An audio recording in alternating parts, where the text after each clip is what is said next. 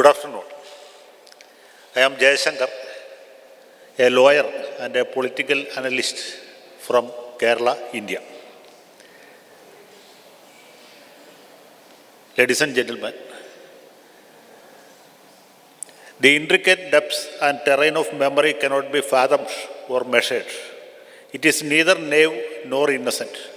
The memory of millions of Indian soldiers who fought and thousands who laid down their lives in the two world wars is tied up with the colonial past, the nationalist inspirations, the menace of fascism around the corner, and many more complex factors. The fallen soldiers lie across the world, scattered across world war cemeteries or unburied anonymity. Some of them are listed or numbered in memorials, museum archives. Some appear nowhere. Undivided India, including various princely states, formed part of British Empire when the First World War broke out in 1914. Naturally, the British Indian Army was also engaged in various theatres of war in Asia, Africa and Europe. All political parties in India supported His Majesty's government in the war efforts and encouraged able-bodied men to join army. Indian soldiers fought gallantly in France, the Middle East, Africa and Gallipoli, facing harsh trench warfare conditions, exposure to gas attacks and brutal winter weather. Cultural and language barriers also added to their difficulties.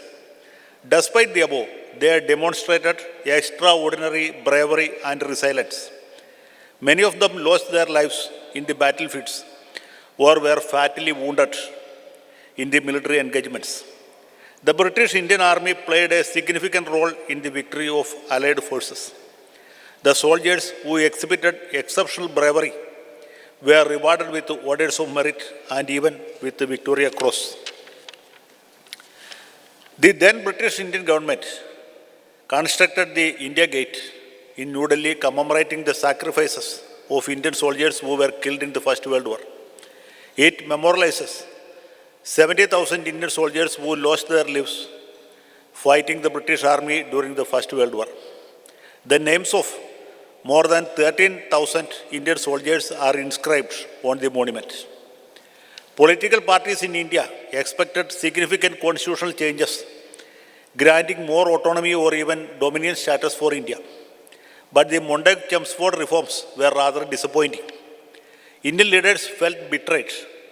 The British Indian government unfortunately decided to suppress public opinion through the infamous Rowlatt Act and to suppress agitations through excessive use of force.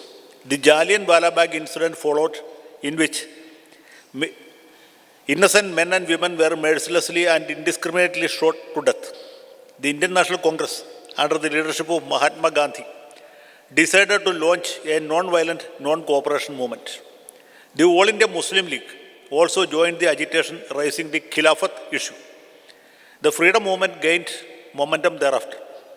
The general public lost faith in the sense of justice of the ruling British government and a series of agitations followed.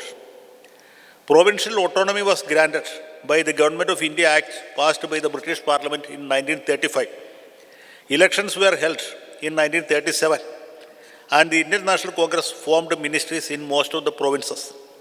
When the Second World War broke out in 1939, the British Indian government joined war without consulting any of the political parties in India. This created bitterness among the national leaders and they protested. All Congress-led ministries immediately resigned and the party launched an agitation. They called upon the people of India to desist from joining the army or in any way cooperating with the war efforts. The Socialist Party and the Communist Party also took a similar stand and criticized the British government. In the meantime, the Muslim League and the Hindu Mahasabha joined hands with the British and encouraged the people to join army. The rulers of the princely states as well as various landlords contributed liberally to the British war fund.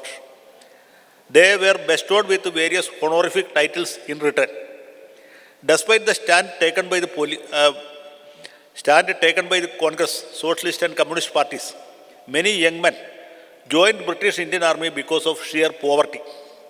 Human existence was extremely difficult and almost impossible because of the economic depression of 1930s, resulting in famine, shortage of food grains, and extreme poverty. In 1941, when the German forces attacked the USSR, the Indian Communist Party changed their stand and joined the Patriotic War. Communist Party was therefore legalized all over India, and their activists joined pro-war propaganda. It is doubtful whether the Congress and socialist leaders really understood the nature of Second World War and the menace posed by the fascist forces to the global peace and democratic values.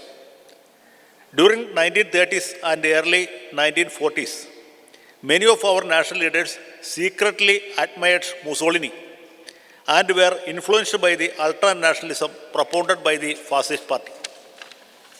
Subhash Chandra Bose, a national icon of those days, openly joined hands with Germany and imperialist Japan so as to reorganize the Indian National Army to fight against the British forces.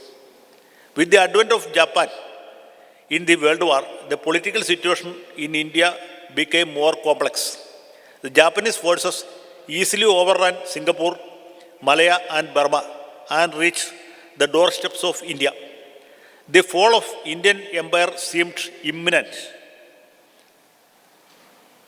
At this crucial juncture, the Indian national leadership failed to appreciate the real nature of threat and commenced the Quit India movement against the British government. Had India been conquered by Imperial Japan, the atrocities committed by the Japanese in Malaya and Burma would have been replicated in India too. Fortunately, the British Indian forces were able to repel the Japanese aggression at Kohima and Imphal. The Japanese were pushed farther back to Burma and Singapore. In the Western Front also, the Indian soldiers fought gallantly so as to defeat the Axis powers decisively.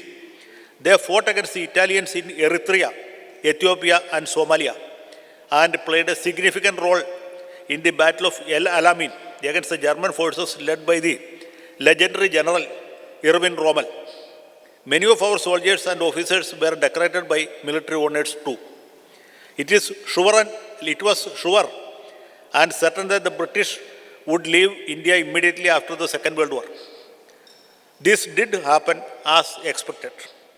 We need to remember that history could have been taken a different turn.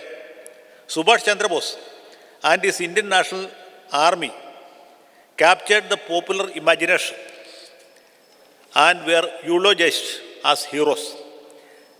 The residual adulation remains. Recently, a statue of Subhash Bose was unveiled near the National War Memorial at New Delhi. In retrospect, it is important to appreciate and find relief in the choices that were made at historical moments. Through all of this, what strikes us with greatest clarity is that the sacrifices of ordinary Indian soldiers still remain unsung. This is an opportunity to remember the real heroes of the war, lest we forget. Thank you all.